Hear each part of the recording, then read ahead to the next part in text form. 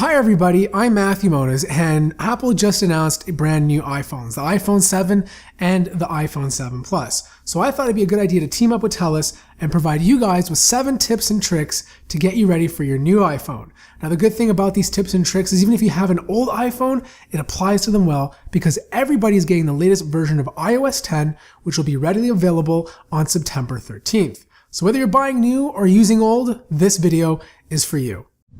So the first feature I want to talk about is the lock screen. The lock screen has been completely redesigned along with the notifications that come in. So for example, you no longer have to press the physical home button to see your notifications. All you have to do is bring the phone to your face and the screen will automatically turn on. Now also, notifications themselves have been redesigned. They're a lot bigger and it provides a lot more information. Also, you can swipe them to the left and clear them, or you can actually respond to messages right on your lock screen. Now, if you swipe the screen all the way over to the right, you're gonna get a new thing called widgets. Now, there's only a bunch of widgets that you can use right now. Most of them are based on Apple's applications, but you're gonna have a lot more to choose from once developers start making them for the applications they're developing for.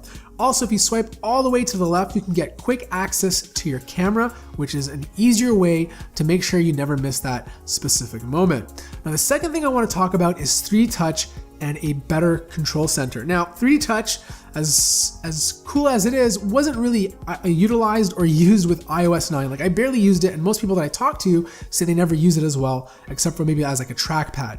Well, 3D Touch is being baked even more into iOS 10, and I'm starting to use it a lot more often.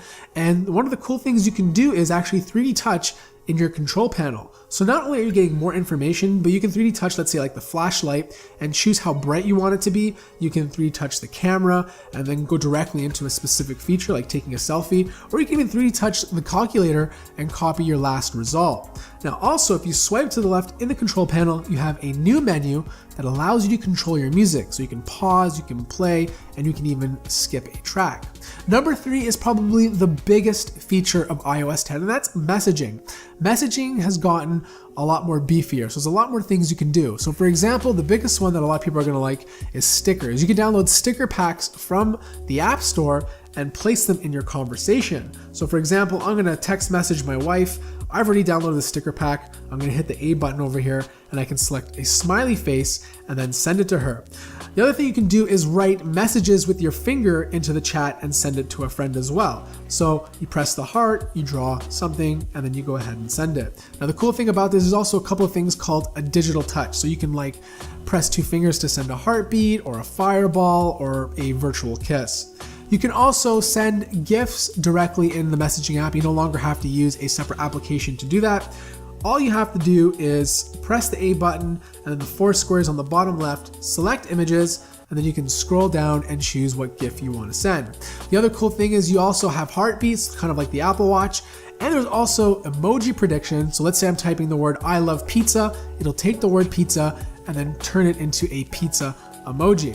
And the last cool thing about messages is invisible ink. So think about Snapchat, you send a message and after 24 hours, it goes away. Invisible ink works sort of similar. So you send a message and then as soon as the person views it, the message disappears. So the next thing I want to talk about, which is number 4, is 3D touch widgets. Again, 3D touch is becoming a lot more important. So generally when you 3D touch an application, you're presented with a quick action menu that takes you directly to a function. Now when you 3D touch a specific thing, you get the widget that applies to the application along with any quick action. So there's not too many of them at the moment. Most of them are based on Apple's application. So for example, when I press or 3D touch the Photos app, I'm presented with a Photos widget along with some quick actions. And the same holds true for the weather itself. Number 5 is search is even better now on the iPhone. So you could always swipe down and get a search bar on the main menu, but you can actually do it in any application. So if I load up Safari, for example, and I swipe down from the top, I will automatically get a search bar. So it doesn't matter where you are, you don't have to leave, you can search directly in the app itself. And number 6 is probably my most requested feature, and it's about time that Apple actually added it. You can finally remove Apple applications. You no longer have to just place them in an extras folder and never go in there. Now, it's not going to delete the application forever, but it will delete it from seeing it on your home screen. So all you have to do is what you do with any application is you long press on it, and then you press the X and it will go away.